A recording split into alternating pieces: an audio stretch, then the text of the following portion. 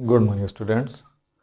हम लोग जीव विज्ञान में पहला चैप्टर जैव प्रक्रम का अध्ययन कर रहे थे, जिसमें कल प्रकाश संश्लेषण की प्रक्रिया बताई गई थी, किस प्रकार से पौधे भोज्य पदार्थ का निर्माण करते हैं। प्रकाश संश्लेषण की क्रिया में कार्बन डाइऑक्साइड, जल, सूर्य का प्रकाश तथा क्लोरोफिल, ये चारों आपस में क्रिया करते हैं और क्रिया के पश्चात भोज्य पदार्थ का निर्माण होता है तथा उस क्रिया में ऑक्सीजन गैस सह उत्पाद के रूप में निकलती है। तो ये ऑक्सीजन गैस निकलती है, इस क्रिया का प्रदर्शन करना है प्रयोगशाला के माध्यम से कि ऑक्सीजन गैस प्रकाश संश्लेषण क्रिया में निकलती है अथवा नहीं।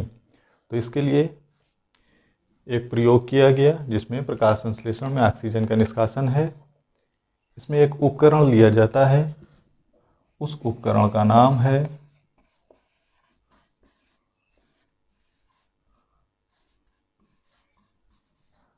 विल्मार्ट बबलर। इस विल्मार्ट बबलर उपकरण में एक बीकर लेते हैं, बीकर को पानी से भर देते हैं तथा इसमें एक ऐसा जलीय पौधा लिया जाता है जो जल में सरवाइव कर सके। यहाँ पर मान लीजिए जलीय पौधा है ये हाइड्रिला। हाइड्रिला जलीय पौधा लेते हैं और पौधे के ऊपर एक कीप उल्टी करके पौधे को ढक देते हैं तथा कीप के ऊपर पानी से भरी परख नली इस प्रकार से रखते हैं कि इस परख नली में वायु प्रवेश न कर पाए। इसके पश्चात इस पूरे उपकरण को उठाकर सूर्य के प्रकाश में रख देते हैं।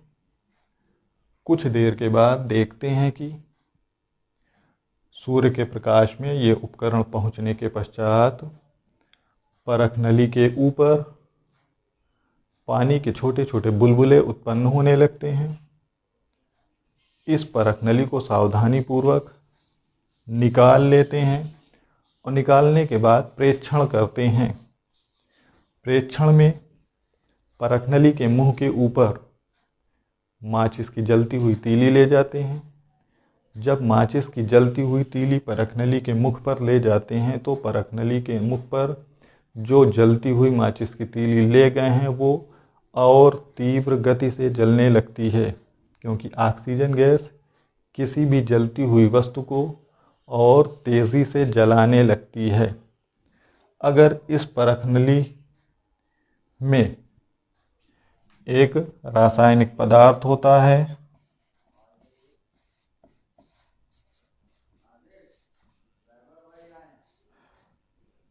पायरोगेलाल भर दें तो ये पानी के बुलबुले खत्म हो जाते हैं, क्योंकि पायरोगेलाल ऑक्सीजन गैस को एब्जॉर्ब कर लेता है।